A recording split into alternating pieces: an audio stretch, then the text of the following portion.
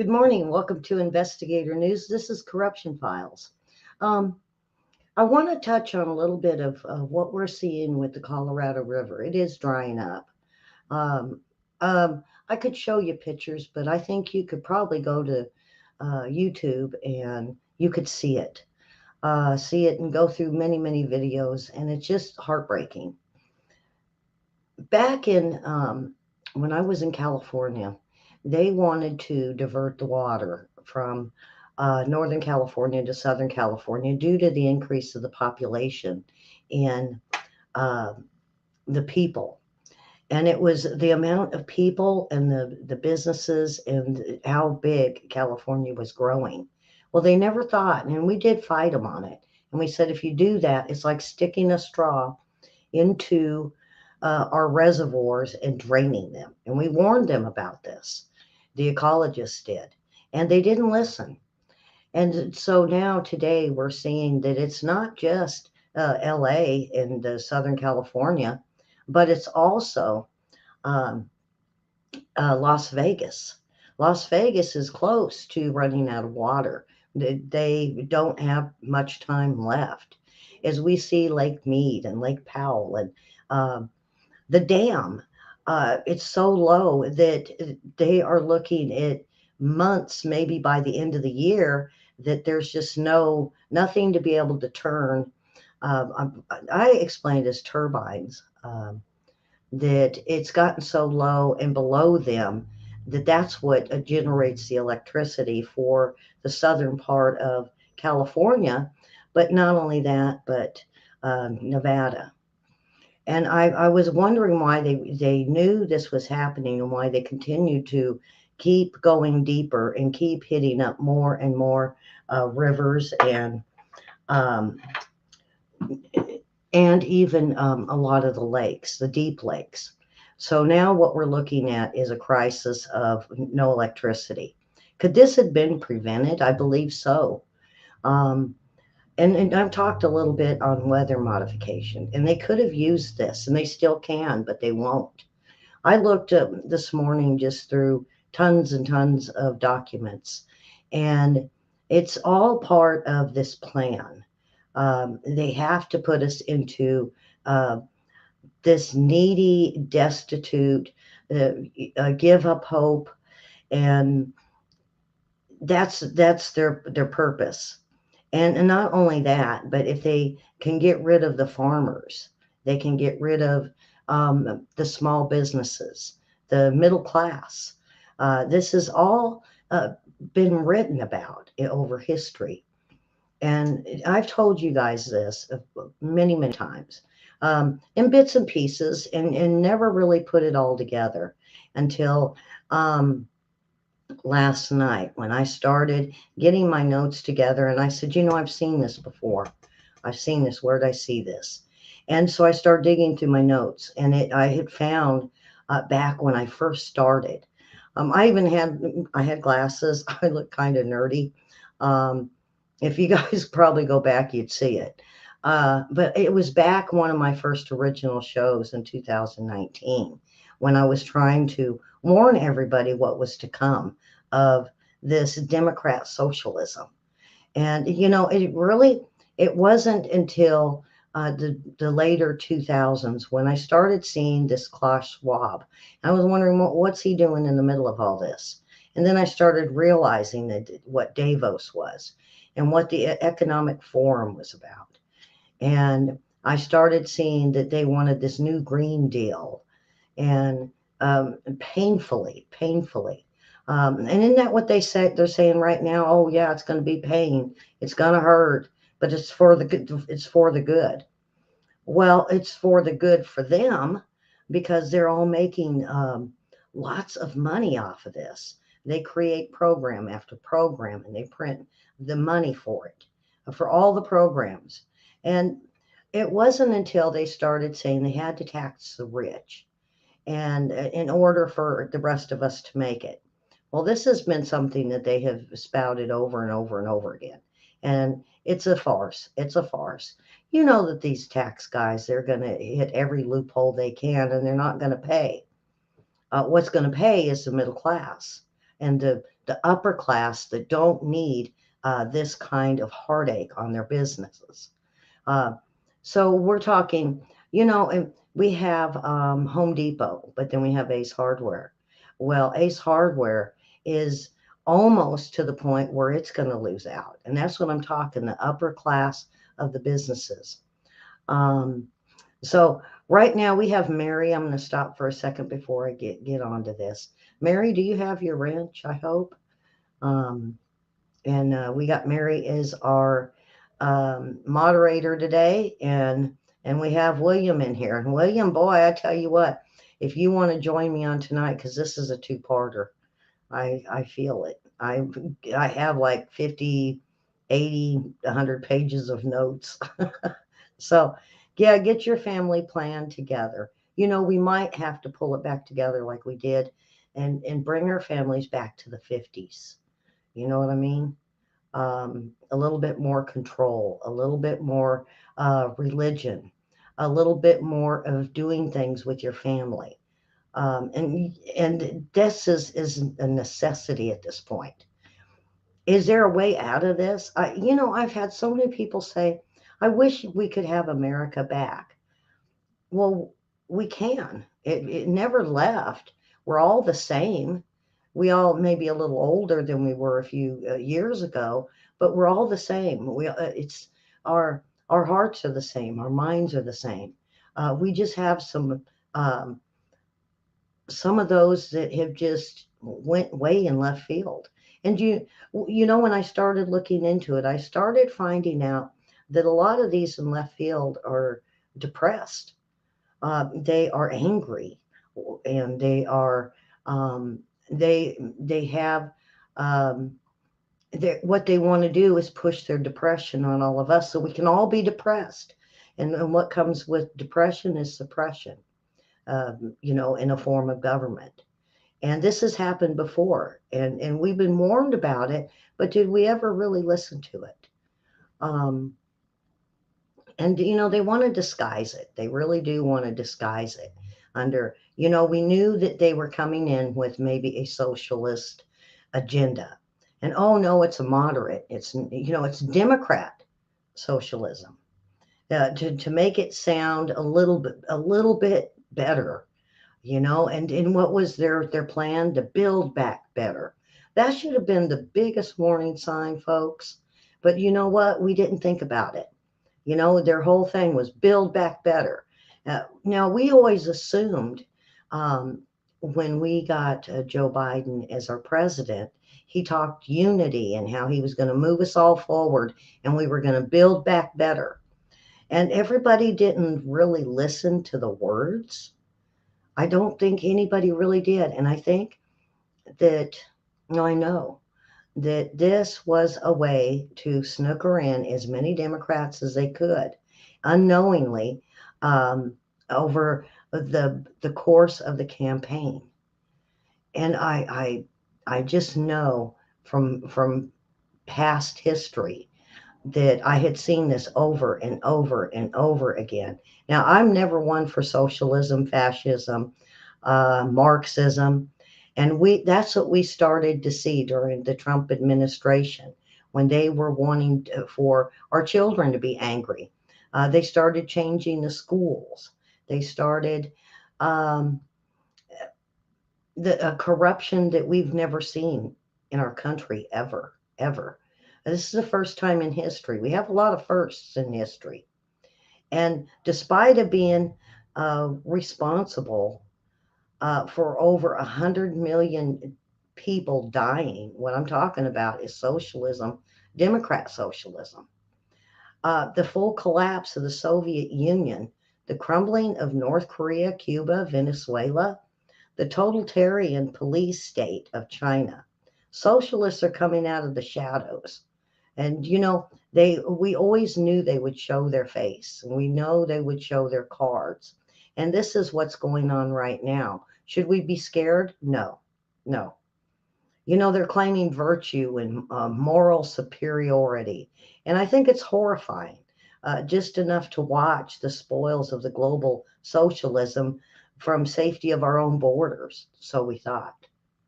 That was the only thing they didn't have on us, is the safety of our borders. And I believe this is kind of why Trump, um, this is why Trump wanted to close the borders off, because I believe he had seen it. Now, I keep telling a lot of people that um, this is socialism coming in full board, because they have to. They can't come into this country with soft socialism. What I mean is, creep along with it like they did over in Europe. And then wham, all of a sudden Europe is absorbed. Then I seen it going on in the UK. And I thought, UK isn't going to go for this. Well, when I started seeing that, the Muslims were going to be having their no-go zones, and I was like, wait a minute now. Why is the Queen letting this happen? And especially a no-go zone right next to the palace. But, well, who does that? You want your enemies as far away as you can, not sitting next to the palace. And, they're peaceful. They're peaceful, they said. Well, over the years, we've now seen that certain group, and they say, oh, those are extremists. Oh, well, nice that everybody told us that when it first started happening. Um, so this is, it's coming, they couldn't hit the United States off softly. They had to hit us hard and quick. Now, isn't that what we're seeing? Where they're hitting us very hard, very quick. Um, and, they can't claim virtue and morality. There is nothing moral about this, and they definitely don't have no virtues.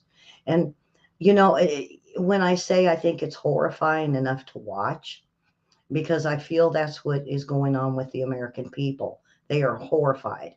And when you cause horror, chaos, chaotic things going on, and one crisis after another, you can't think.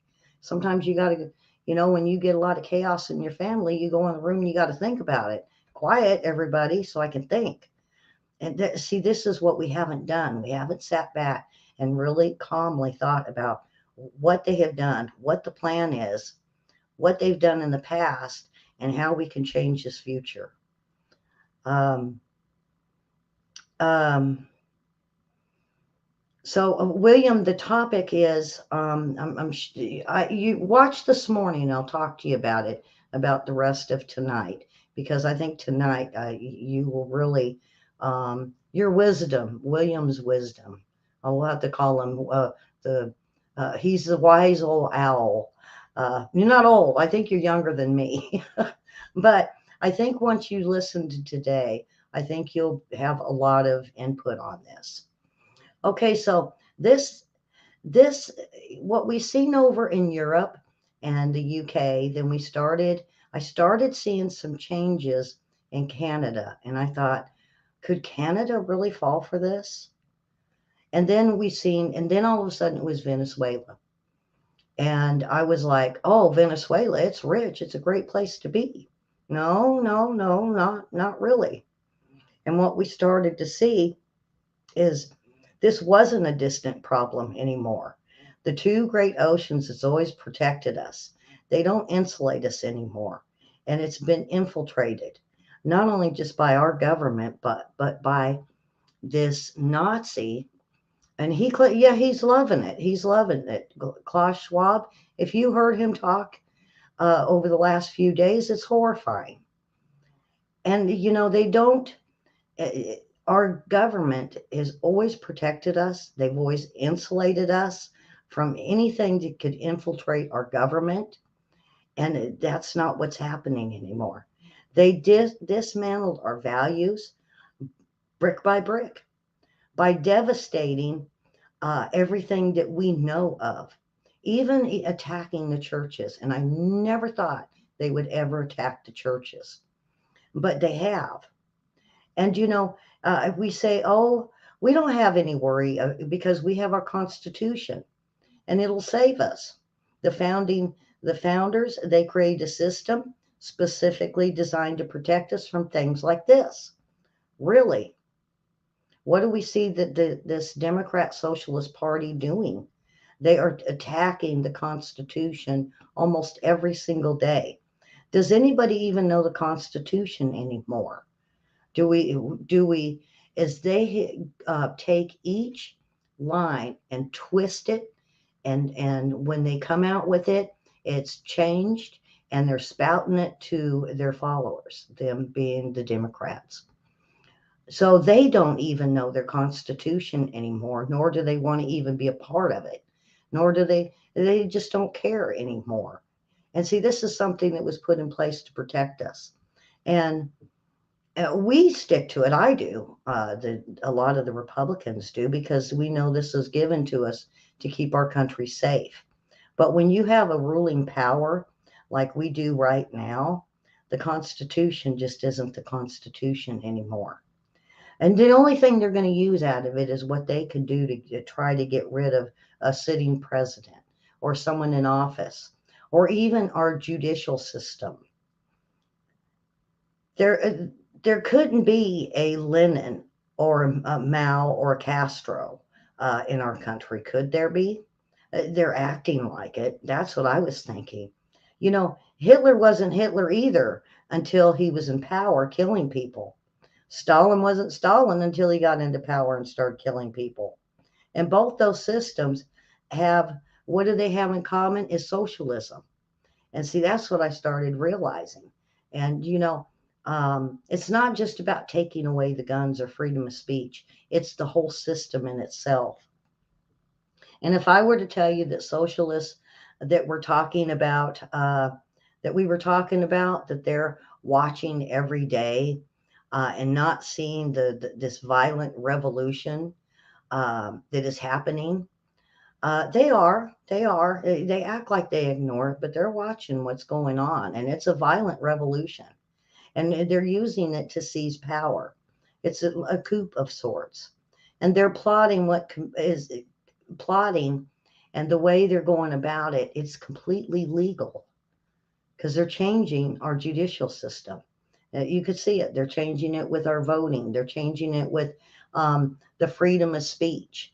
Some parties can talk, the other party can't. Um, Everything that they're doing is like I said, they have to come in hard, and they got to do it fast, because it leaves us not knowing what to do and just saying, okay, I'll just go along with it. No, we can't go along with this. This isn't some made up plan. This has been planned decades ago, and I've told you this. And I told you once that the masks would eventually come off, and that the new left, the progressives, they're now openly calling themselves democratic socialists. Their plan is entering a very dangerous in-game stage at this point. You're thinking, great, now, good, it's going to end. No, no, no, there's the next step. How do I know this? Well, there was a document that was smuggled into the United States through the Iron Curtain in the 1960s, and um, it was just it got lost in the shuffle. No one paid attention to it, but it describes exactly what's happening to us right now in great detail.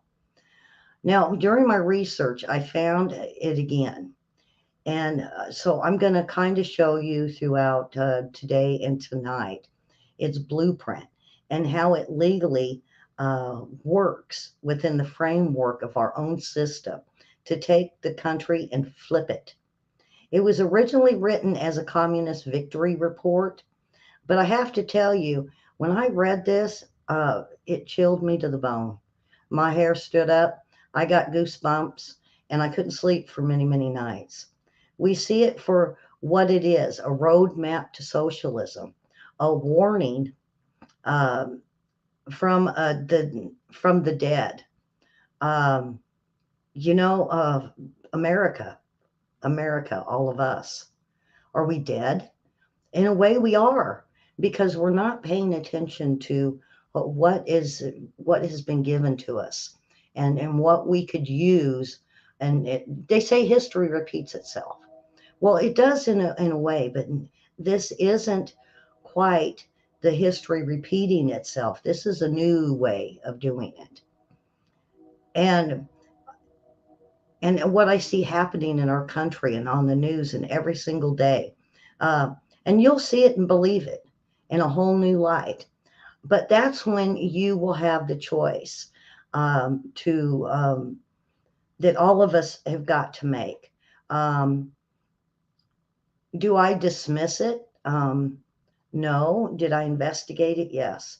I do double my efforts into what I've been finding out and all the notes that I've been taking. Unfortunately, people are going to dismiss what I have to say for, their own reasons. Um, and, it's human nature. When you don't want to hear something, that if you don't want to hear something that you got to make a change or it's going to hurt you, it goes through one ear and out the other.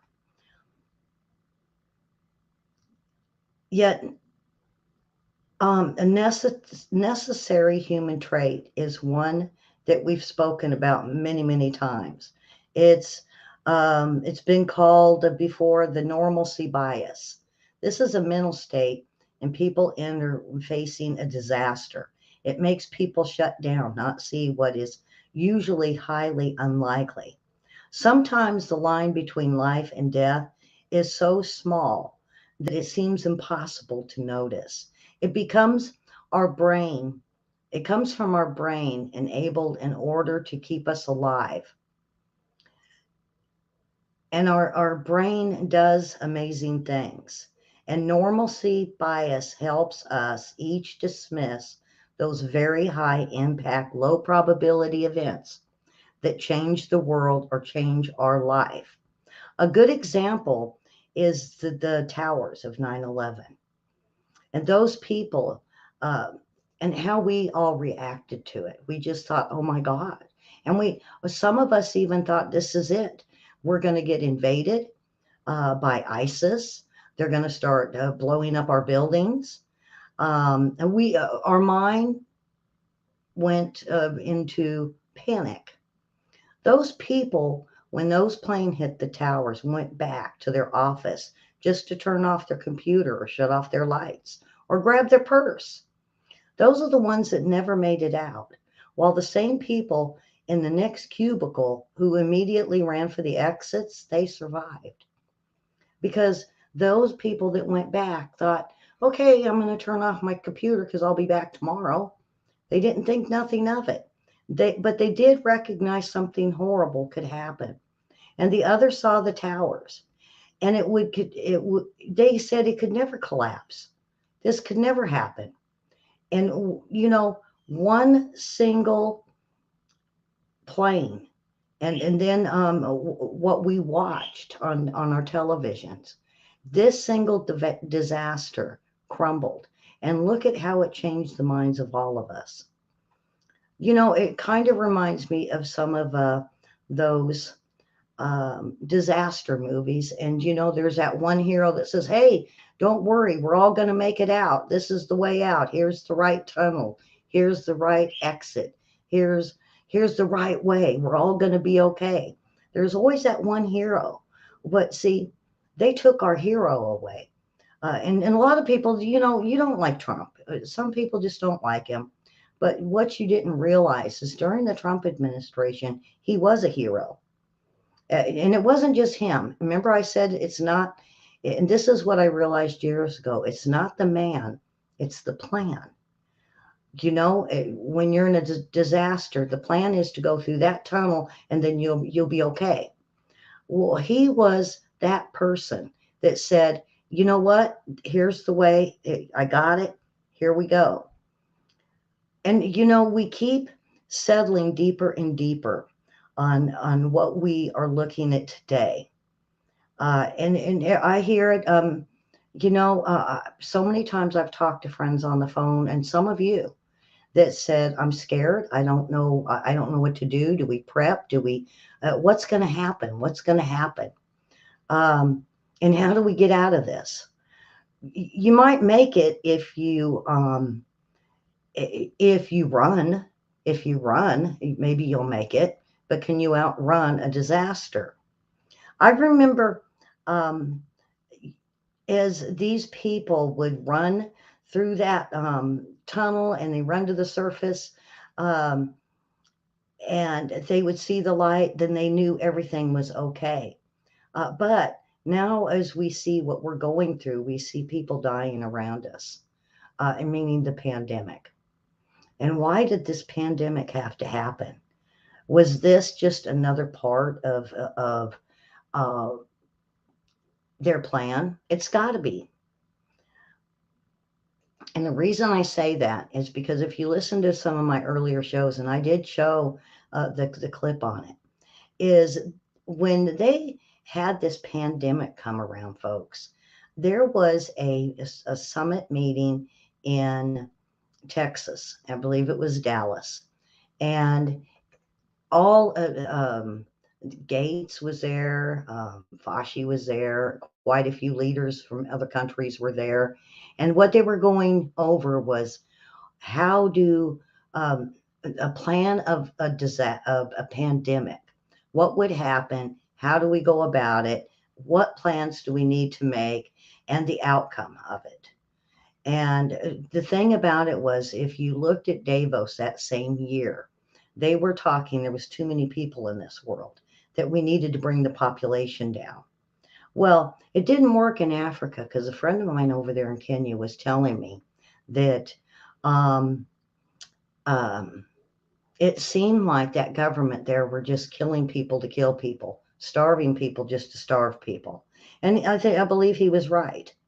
Um, And so basically their plan was already put into effect before the pandemic actually hit. Wow, what a coincidence, huh? And wow, how Fauci and a few others were there all of a sudden that went to this summit, and how it was almost word for word that was spoken there. Wow, huh? Unthinkable. But see, now it's predictable. If you would have known that that's what they were going to do, it would be very predictable. But in the same way, it's unthinkable that it comes to our own government doing this to us. Is it a population control of how many people live here? Or is it the population control of third world countries? Because, the rich people like their islands. They like to build their houses there, and they like to be able to maybe move in and maybe control the government. Is that why Hillary Clinton went and did speeches all over the world and talked to um, these leaders? And how odd was it, within a year, these good leaders were out and the friends of hers that were dictators were put in? Huh. Yeah. So if it can't happen here, if none of this, what we're seeing around the country, we never thought we'd become a second world country, which we are now. Is it going to be a third world country? I don't think so. I don't think they'll take us that low because they need what we have here.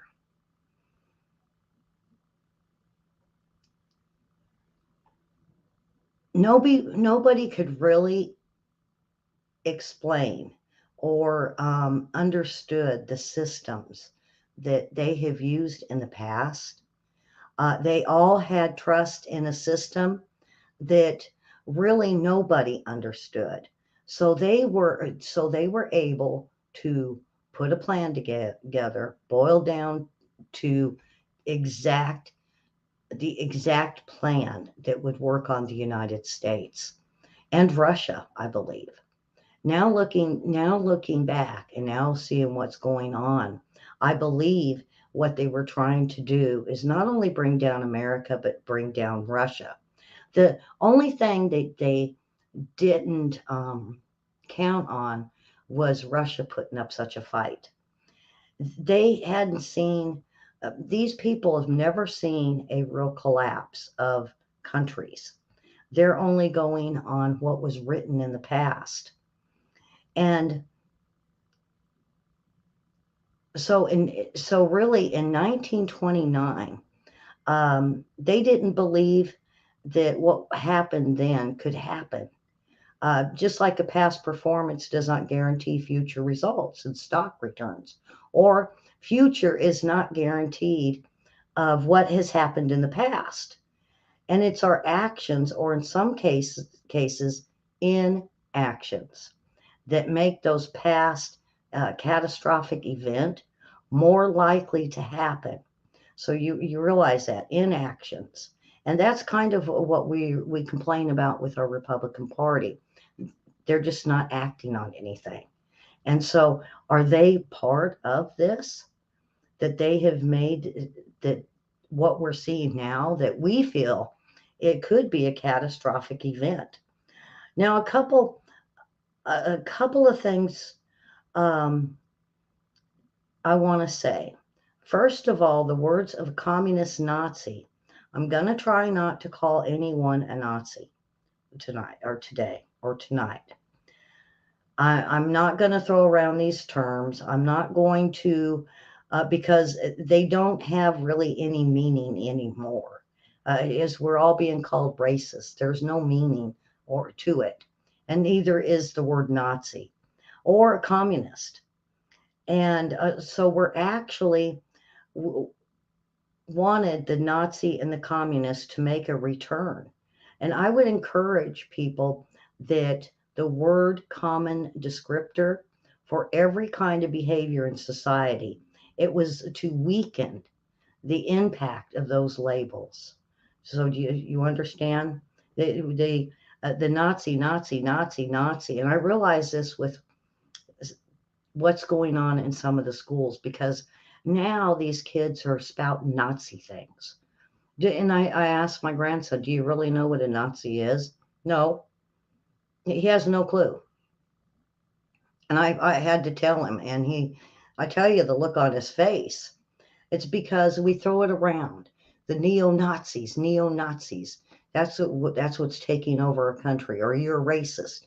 It's everything that they want to do to weaken the impact of those labels.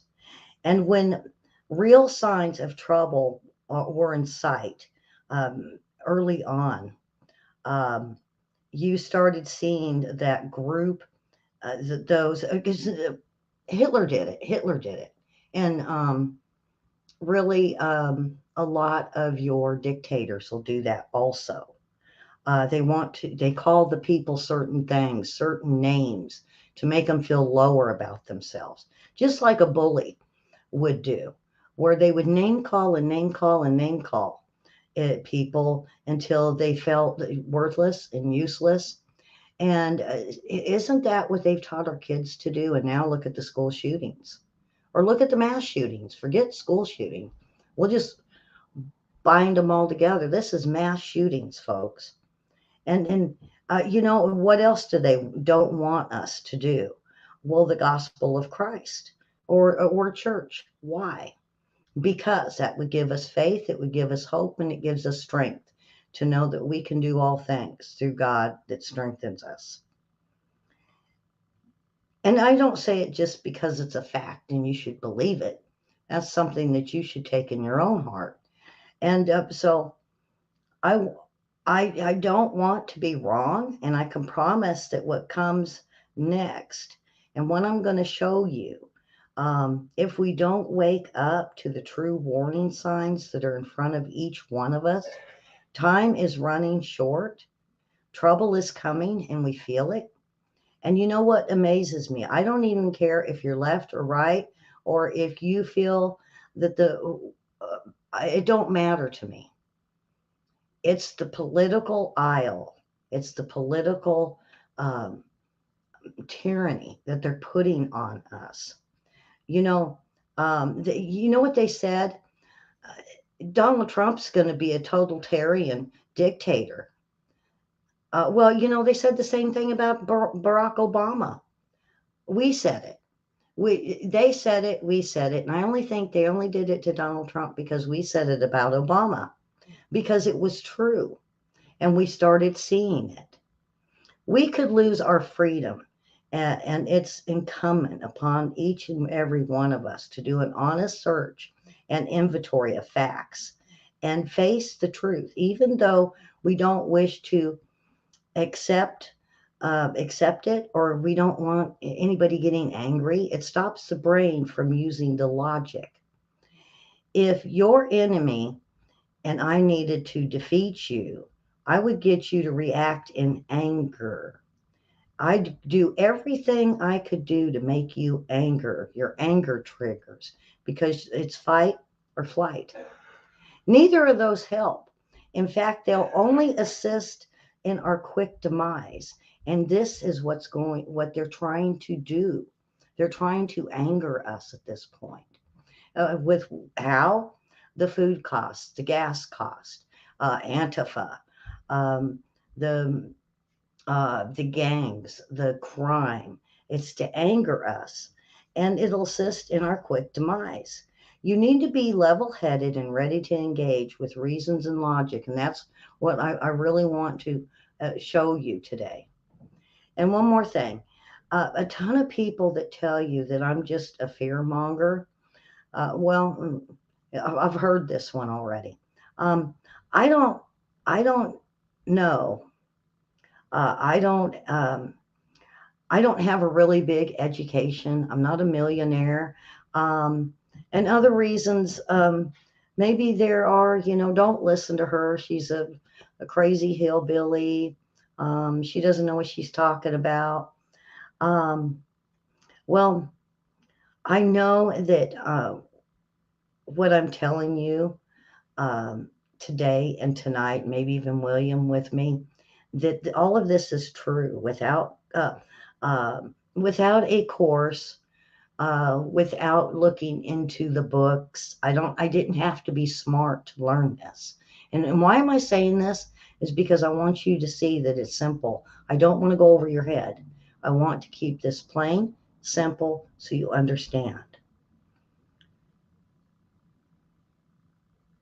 And now I have spent, like, yeah, like I said, this is notes I've been taking for many, many years.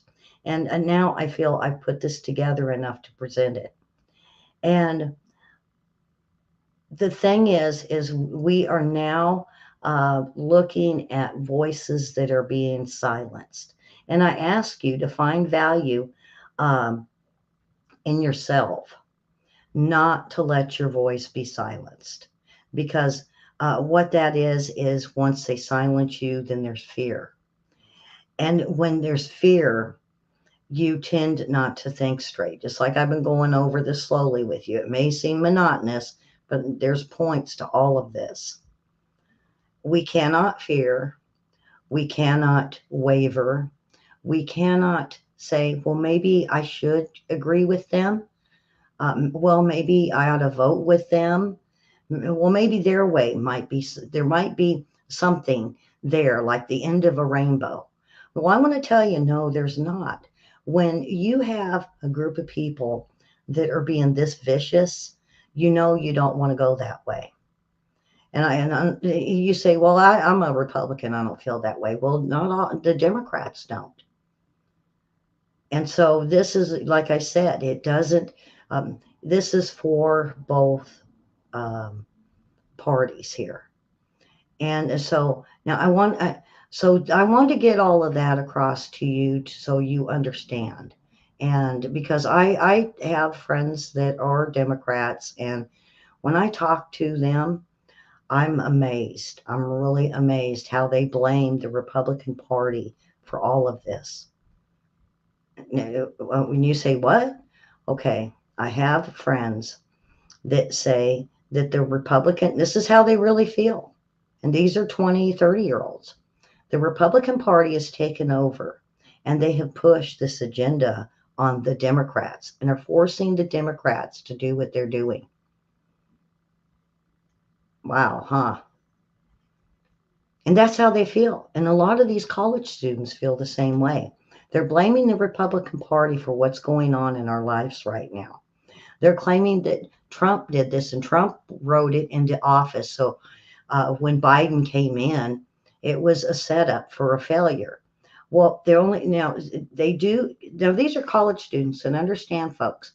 About 10 years ago that might have been true, but it changed with Obama. He did away with it when he wanted to um, basically not leave anything that could change what he wrote into power. Okay, this is what I mean.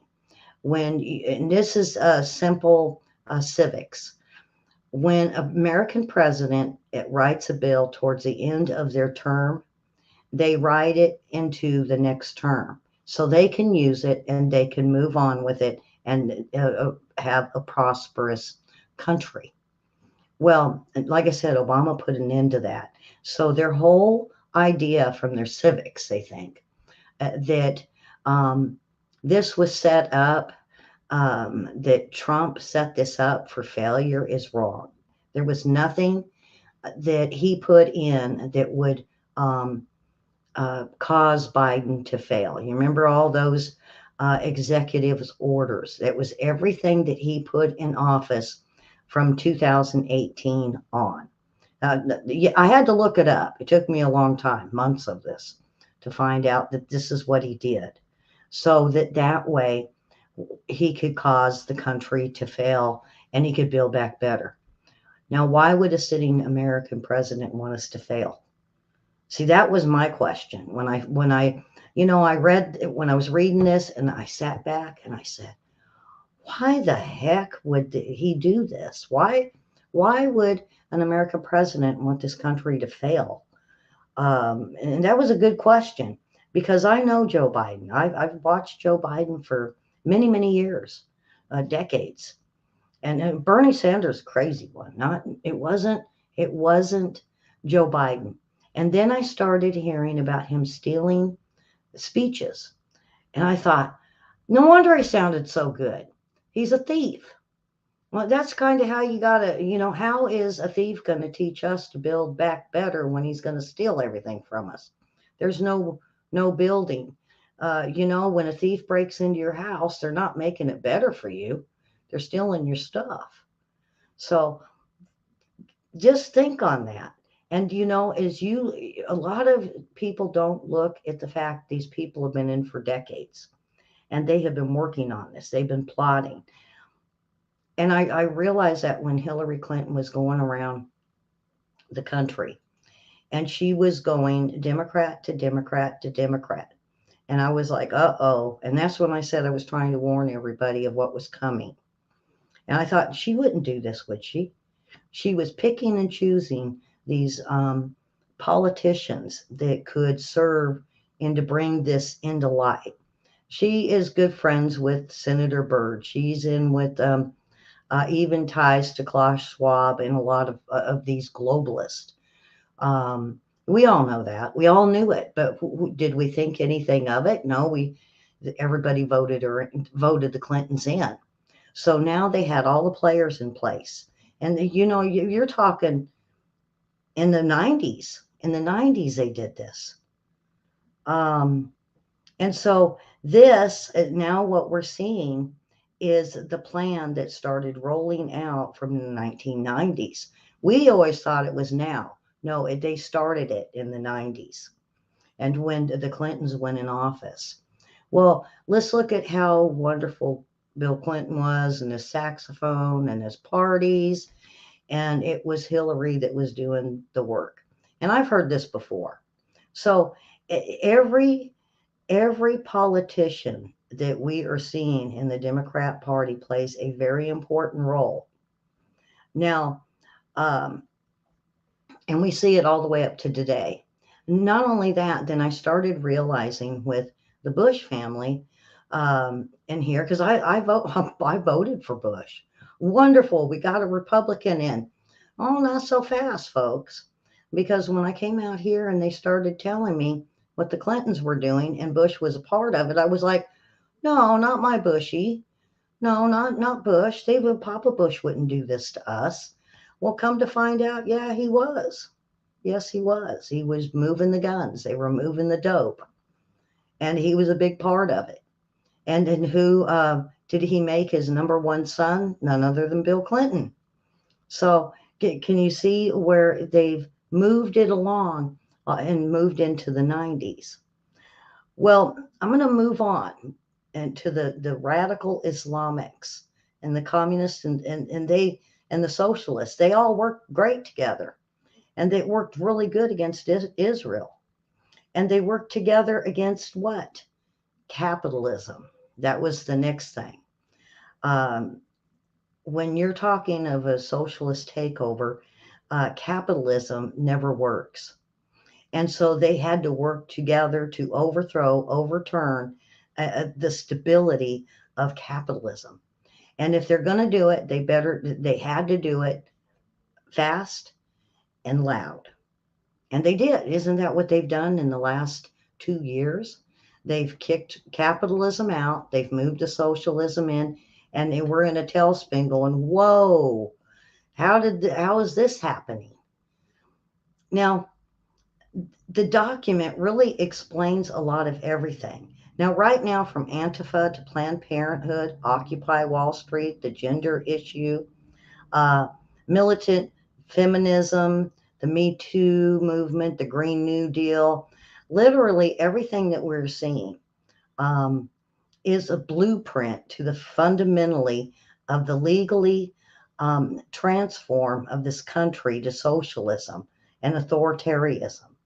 And it was written that way back in the early 1950s by the architects of the peaceful revolution from a free market to dictatorship. And it was planned for it to move within 3 years without a single shot being fired. It's pretty incredible that this plays the role. And let me go over this anarchist, Islamic communism, socialism work together. You know, yes, they do. And it's against capitalism.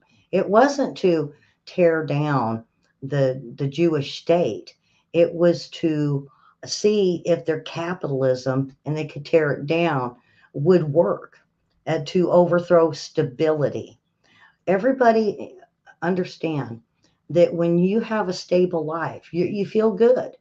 When things aren't stable, that's when everything starts to, you start doubting, you start rethinking, you start seeing chaos. And then that's what they had proven. These group of Democrats, they don't do anything without a pre-plan or pre-trying it somewhere. And so that's what they did with this capitalism.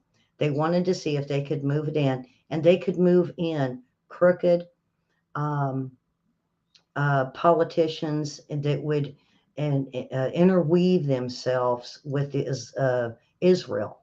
And that we now see. And now we're starting to see that there's two parts of Israel, a part that we really love and a part we shouldn't like.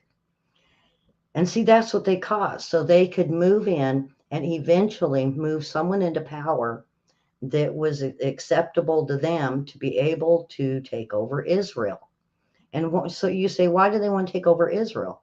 Well, that's our faith. That's our religion. That's a part of all of us that are Christians that we would never want to see torn down. And so they did it. They got away with it. Now they put it on the back burner. And it's only to take Christianity and the churches out here in the United States.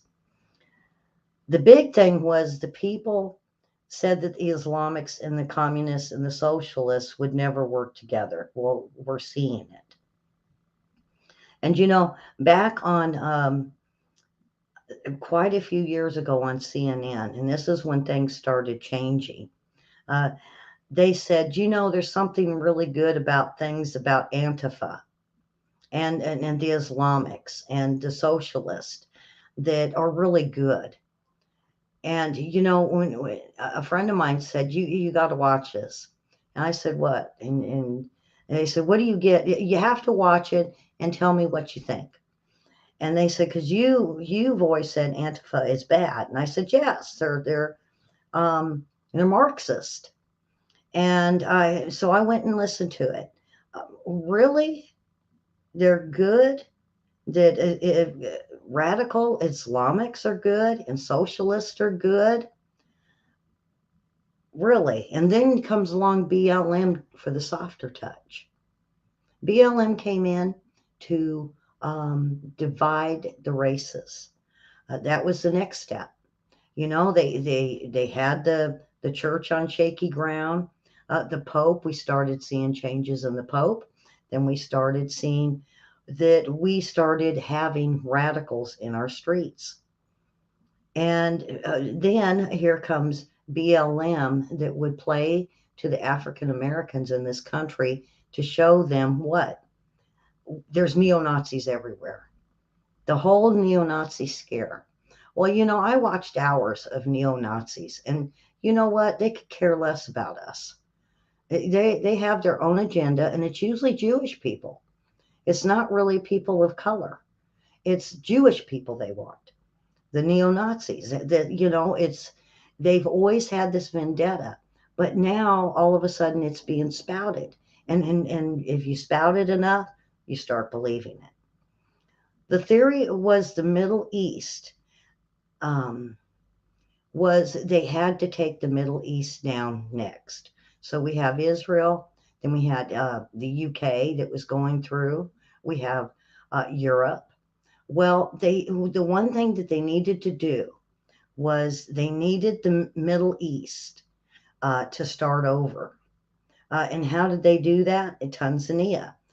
So remember, in Tanzania, a guy set himself on fire, and then it was spread over to Egypt, if you remember right, okay? And then Libya, and the whole region was up in arms, and it was called Arab Spring. But because that happened, it destabilized the entire region and got the caliphate into Syria and in um, Iraq and with ISIS. And did you notice how weirdly was it that ISIS sprung up? It's because they needed ISIS. ISIS is, if you don't understand where ISIS comes from, we got the Taliban, we got Al Qaeda, and we got ISIS. It was a fashion. Now, ISIS was the radical group that where the Taliban, Al Qaeda were the older guys. These were the radical youngins that say, "Oh, we want to fight," and so that's where ISIS came from.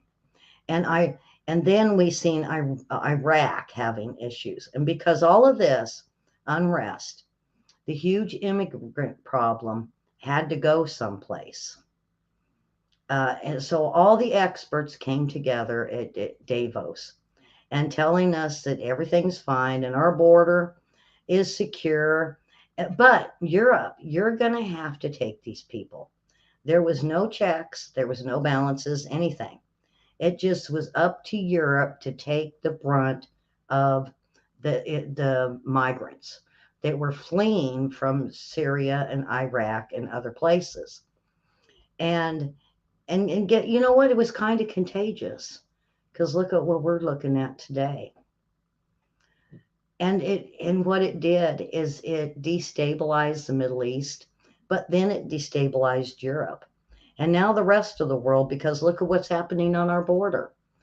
I actually thought I can't find a communist that was actually working together. You know, I showed you that the socialists and these little groups couldn't work together, and then I thought, well, communist is pretty much dead. And then I seen the Women's March, and they excused the socialists as being really, really good people. And you know, I forgot the communists. This is um, um, something that if we looked at 5 years ago, we never would, or 10 years ago, we never would have thought any of this would happen. And then I found, I started looking around and seeing, are there communists in this country? And then I remembered Cuba and the Bay of Pigs. I said, that's right, that's right. We did have communism in the country. Well, are they still here? Yeah, they are. They are. Look at Bernie Sanders. He's a hardcore communist back in the when he was first getting out of college. He wanted to be a communist. Well, wow, and all of a sudden he's a politician. There's many of them like that on the Democrat side, but they haven't shown their cards to us yet. So there's this communist, Emma Lozano. She's from Chicago, and she's one of the main brains behind the groups coming to the border. She's a communist from Chicago, as I've just said. And last summer, I realized that what she was doing was working with George Soros, but also working with Catholic charities to make them feel bad to bring in the illegals into our country. But she's hardcore communist. And I thought, okay, what about open societies then? Well, I'm finding out, calling them over and over and over again, that they have communist plans for our country for these illegals. Do the illegals know about this? No, they don't. Did the same reasons they didn't know uh, what the communist socialist and the World Economic did to Europe. If they knew right now that this was all a plan for the world to be moved in as one world order, I don't think Europe would have even taken those first few immigrants. But we so I'm going to move on and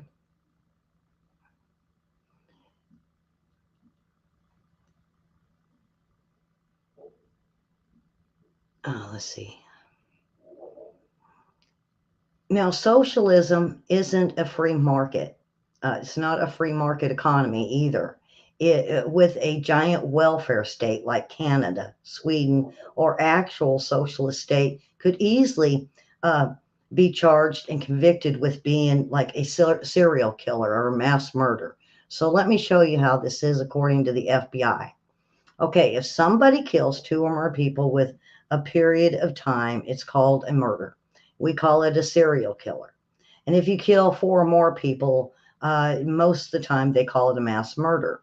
So, using the most conservative numbers, socialism is responsible for 100 million deaths. You're like, where are you going with this, Ellie? Okay, now realize this. If we were to look at socialism, it has actually killed 100 million people for its term. And we're listening to this. Socialism had killed more people in the 20th century than any other disease. Now, how in the world is a system so barbaric, murderous, have been given the power to take over many leaders, many countries? Because we've given them all leeway with the benefit of the doubt. And the ideology that this would be good for our country because it looks so good in other places. Isn't that what we thought? Oh, look at the medical over in Sweden, and oh, we would like to have that. A little, or even what Canada has to offer. Oh, wow, you give 25 cents and that would help get free medical. Well, we never knew it would blow up in their face. Now, is capitalism responsible for killing people? I mean, we've had wars, folks. Don't get me wrong. We have killed people, but people from extreme poverty in the last 15 years alone, while socialism uh, is killing them in other countries. Look at what's happened in the countries that were once socialism that are now tore apart, and lots of people are dead. Um, we don't have really harsh capital punishment like they do over there, like firing squads. I don't even think they do that anymore. But you know what? Look at North Korea and China. The fact in building concentration camps for Muslim and China. Okay, so where am I going with this? It's to desensitize us. That when we don't agree with them, then they desensitize the rest of the world or the rest of our country that we're the bad people, we need to go there. That's exactly what they did in China with the Uyghurs. These are bad guys. These are Muslim extremists. Those weren't Muslim extremists. Those were just Muslims. There's a difference. They convinced the people so they could do it, build the concentration camps, and start putting the Uyghurs in there. Then they started to desensitize the world by, oh, don't look over there. You know, so um, and none of us really knew that anything like that was going on over in China until Hong Kong, I believe. And when they started standing up against the CCP, you remember the guy in front of the tank? Um, I don't even know what his name is, but he was brave. He was very brave for what he did because he was saying, no, we're not going to stand for this. A state that doesn't care about an individual um, basically is the start of tyranny. When your government doesn't care what happens to people, like they starve, no food. Uh, some of the poorest people in our country that don't have jobs, and they don't help them to get jobs when they have the power and the means to do it. That's tyranny. And it is slipped into our country to where it's acceptable. And so basically, the values of life. This is the society that we want. We want to value our life. We don't want to be not worth nothing. And to um, ISIS and these other groups, they don't care. They just want to kill. That's their whole purpose.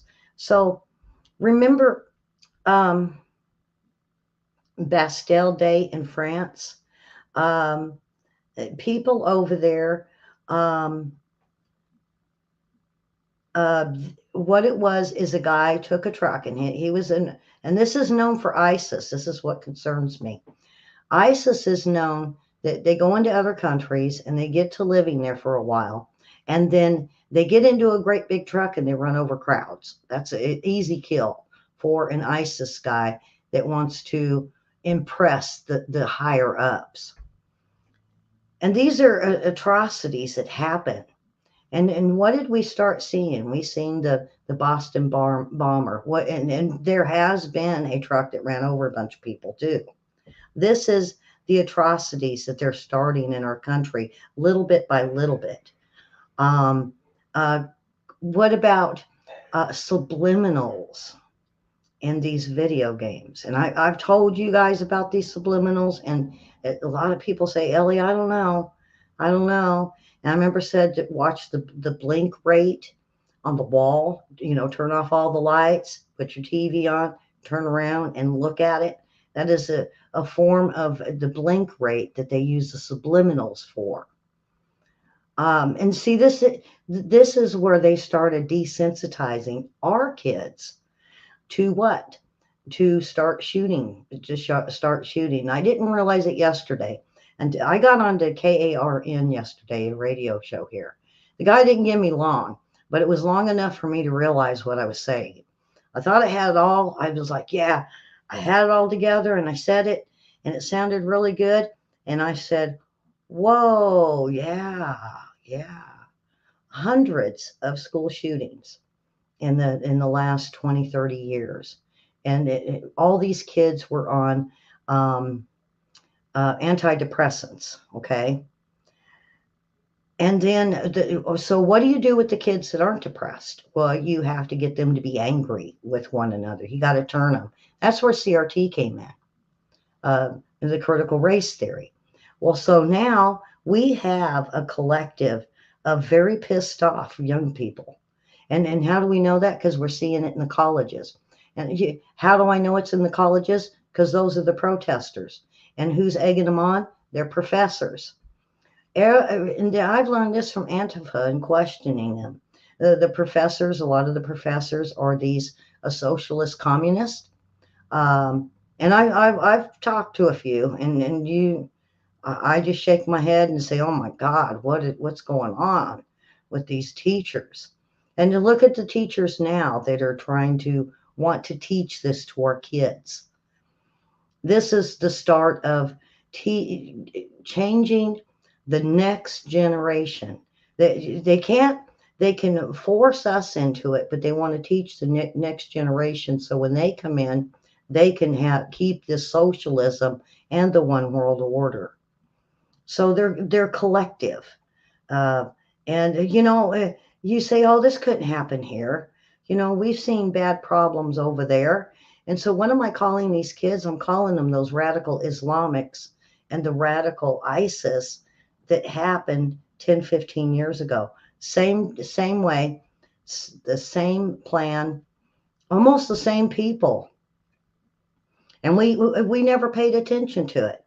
But here in America, we've got our problems, and we have never seen a picture of the United States um, going through the wars of our elders. Okay, these kids never have a clue. Am I saying that they'll never learn? No, we need to teach them. The problem is there's even a generation just below me and a lot of you guys, your age, that never really been through a war. They've never been in a ditch shooting people.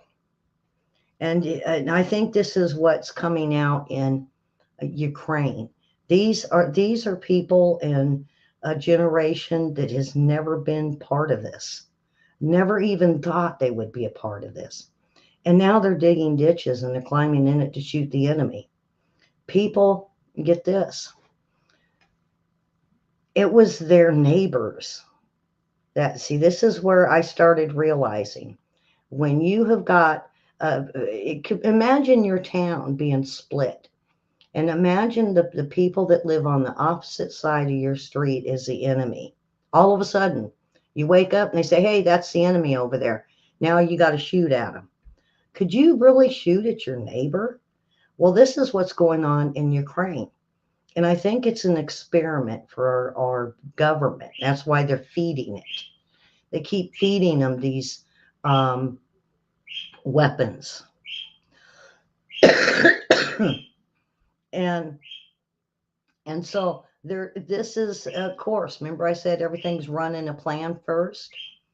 Well, they want to see, and this is so evil.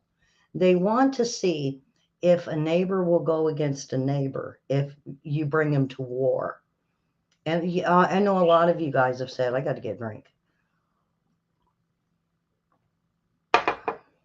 They're trying to cause a civil war in this country. Well, I think they've now realized they can't cause a civil war, but what they can cause is us to fight. Okay, but then when does it come down to the point where the Democrats become their own little sub army or controllers and say, like they're doing now, they're racist, they're bad, we need to get rid of them? And I have heard this already when they said we need to get rid of them Republicans, we need to get them out of office, we need to hurt Republicans. They're the bad guys. They're already programming even people my age to say you need to hurt that Republican. Well, unfortunately, that Republican could be somebody, the little old lady that lives across the street. She's got to go, got to go. And this is how they have worked this over time and how this plan has been building up. But so these country socialists, they have to deny that this is what they're doing, and they have to disguise it as Build Back Better and unity. We're the ones being nice. You guys are the ones that aren't getting along with us. And we see it every day. But then they get to stay in their chummy little offices as we get to look at Antifa on the streets and the crime. They don't see it because they planned it this way. This is their plan. These are their army. And when I seen those When I seen those platoons on the border, I said, I see, I knew it. That was my proof. And boy, I'm cherishing having that picture. Um, so now where we're sitting at is they have fully taken off their mask and they have now revealed themselves to the public. I think it was like um, 2010 um, or so when um, I started seeing that these radicals were starting to reveal themselves, to become unafraid. Um, uh, um, it was right about the Obama era because when Obama came in, I thought, hey, great, we have the first black president. Yes, this is perfect. Now we need a woman. Williams going, no, no, no. Um, but I thought that, this would be a good thing. I thought, that um, we could, maybe I thought we would all join hands and sing Kumbaya. I don't know. But I thought it was a good thing. But then the masks started coming off, and I started seeing that how radical these guys were, and revealing that it was almost like watching the Black Panthers rise again in the form of our president.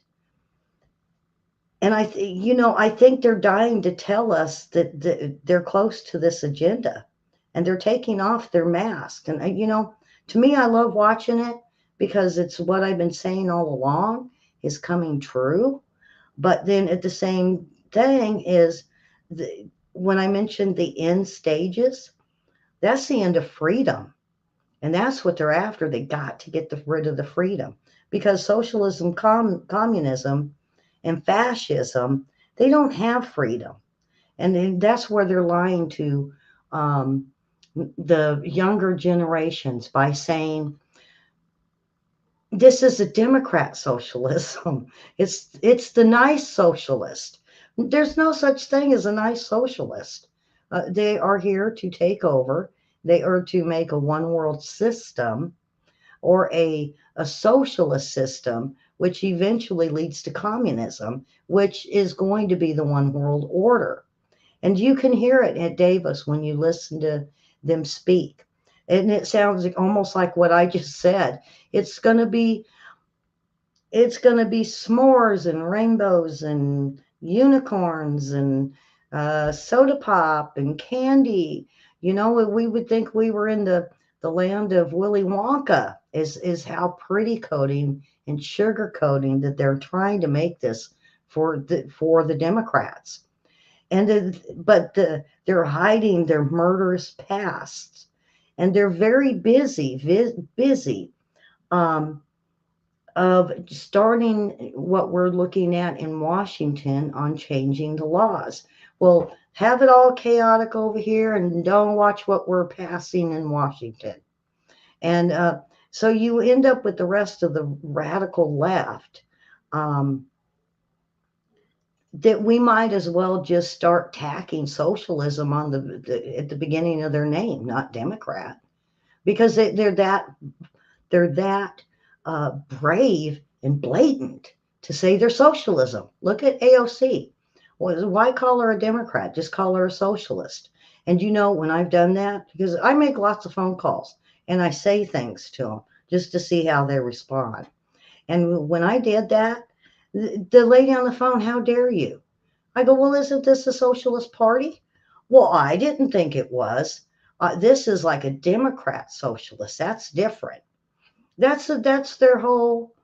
They have been so snowballed, and not only that, just with the election of how they didn't take us. They didn't get one over on us. They won, but maybe it was a good thing. And you're like, oh, LA, oh no, no, no, this wasn't good.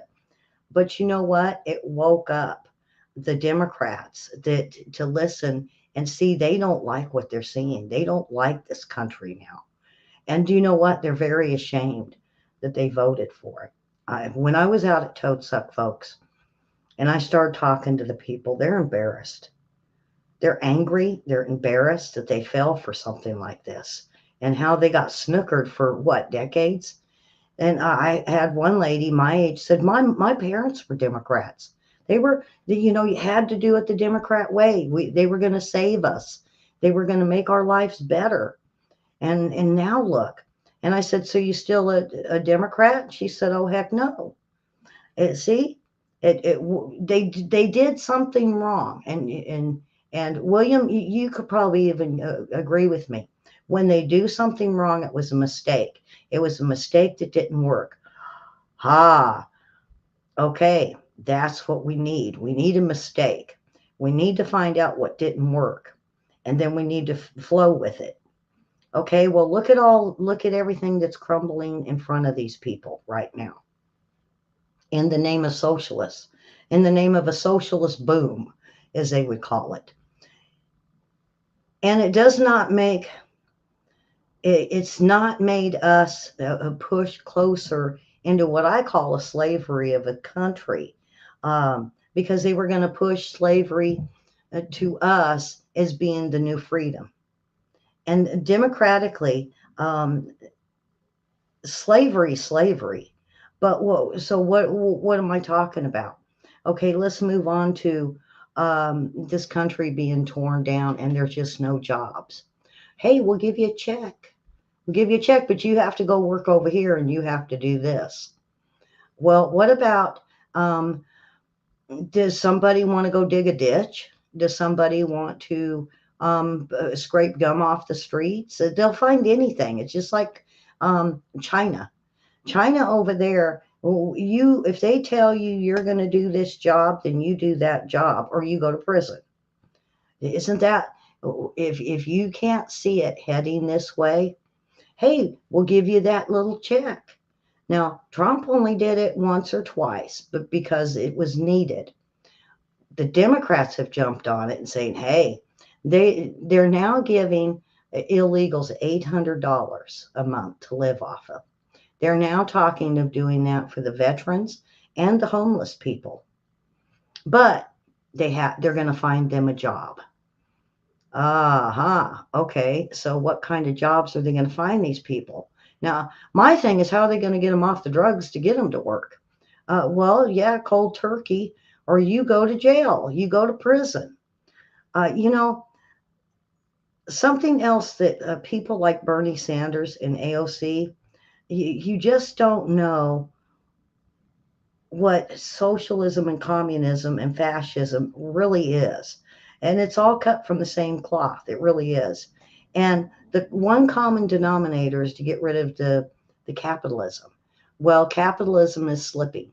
So now they need to get everybody out of capitalism, everything shut down, and then they're going to start pulling into communism of like what China is, to where you do what they tell you or you go to prison. It's all cut from the same cloth, folks. And the three isms of the thing in common, capitalism, the free market, or capitalism is the important one, then the free market system is the enemy. The two needs of collective outweigh the needs of the individual. The third is the end result. Every time it's tyranny and a bloodbath. And believe me, every home should have the black book of communism. It tells you every single time that socialism has been tried and the death count that was large, but it always seems to what they leave out, but this book doesn't leave out, is the inconvenient truth that it eventually goes into communist. And Mussolini and Pol Pot and these guys, they all thought that it was going to be a good thing, and then they found out different. Or did they? Did they just go along with it and like it? If you don't know who those are famous communist guys. And so we are now signing our own life away right now of this socialism, because we're agreeing with it. And you're saying, no, I don't agree with it. Well, you know what? Then we have to look at who can do something about it, is our leaders. And they all got pretty quiet all of a sudden. Well, what is the Republican Party doing? That these old guys, what have they done for the last 10 years, 20 years, 30 years to stop this? You don't think they didn't hear it in the halls? You don't think that they didn't um, catch wind of it? Maybe a memo? Well, that's where my ladies at the Capitol, I asked them. I said, when something that Nancy Pelosi says may be secret, does it get to the Republicans by chance? Oh yeah, she goes, because those Democrats are like, um, the little drama queens, like in high school when you get that little group that they just want to, chirp like little birds, and they go around tell everybody. And I said, so whatever Nancy Pelosi says, pretty much some of the Republican Party do find out. Um, and so they do know. They do know. And so if they have known about this, why didn't they do anything about it? I'm just being really honest with you. Um, so we have to take a we have to take a serious socialist response to them. And the truth, and the long running Democrat socialists to end capitalism. And you say, well, who's the biggest author of this? It's not Joe Biden. I don't even think it's not even Obama, because remember, he came in. He was just a part of it. He was a senator in Chicago. He was corrupt. It's the fact, remember I told you that Hillary Clinton went place to place to place and talked to all of them? It's the plan. And now they're all together, and they're all pushing this agenda together. There isn't, everybody said, it seems like there isn't a president. No, there's not. And I wouldn't be surprised if if you opened the curtain up, if you didn't see Hillary Clinton standing beside Obama and others, even George Bush. Because the Bush, you look at Cheney, look at Liz Cheney. Is she really a Republican? No, no, we knew that with Dick Cheney in the 80s and 90s in Arkansas when he came down here and did things. And I was like, well, why is he here? It never made sense. It does now, because look at his daughter. This is there are so many that we could observe of what these people have actually done. And as we look at the how it has confused the people of this country right now, that we are looking at a confusion and chaotic, something that we've never seen before. And in the meantime, why do you think they're smiling? They're smiling because they know that we're not paying attention. And you got to pay attention to all these little details. But who the heck is coming forward and telling you any of this? I'm not doing this just to get viewers. I'm not doing this to someone to pat me on the back saying, good going, Ellie. No, no, no. I'm doing this because I figured it all out and put it together over the years in a binder. I don't have it. I'd show it to you, but I just put little notes. I make a list: socialism, communism, and little things I see along the way. And then I start putting it all together, and it makes a lot of sense. And there was a good reason I ended up in Arkansas in the 80s, because I wouldn't have known about this in California. God works in mysterious ways, I tell you. When we first got this for base, I said, where the heck is Arkansas? I had no clue. I said, is it what, around Iowa or something? Or is it on the East Coast? Or where the heck's Arkansas? When I found out it was in the South, I was like, oh, okay, well, that's only 2,000 miles away from my family. I guess that's okay. But to get back on this, um, the thing is, they think that we don't have a goal, we don't have any ideas. They think we're stupid. Well, they're stupid because remember I said they make mistakes. Well, look at everything that has blown up in their face over the last year. They tried it didn't happen. They tried it didn't happen. They tried it blew up in their face. These are the mistakes that we want to move on with. We want to grab up what they did wrong. It's almost like a war. We're doing a political war with the other side, to where we gather up where they falter, where their weakness. Isn't that part of the war, William? When when you look at the weakness of your enemy, and that's where you go. Well, see, they didn't do that. They just pushed their agenda and said we were going to accept it. Well, now we're seeing their weaknesses. And their weaknesses is of standing up to them, and it not working out as well as they thought. Um, and so what they, and I'm talking Obama. Let's not talk about now. I'm talking Obama. Okay. We started seeing the weaknesses during the Obama administration. You just haven't seen it yet. Now we see the big weaknesses, right? So we know they're faltering. Their agenda isn't working. Why? It's something I heard from Klaus Schwab. He was asked, when everything is down and you go to build back better, what is the plan? He said, I don't know. I'll know, and I'll come up with a plan when we get there. You know, when I heard that, I thought, you SOB. You are tearing down countries. You are starving people. And you don't even have a plan? Really? That's one of the biggest weaknesses right now, folks, that we got to grab our boots. We need to get in the mud.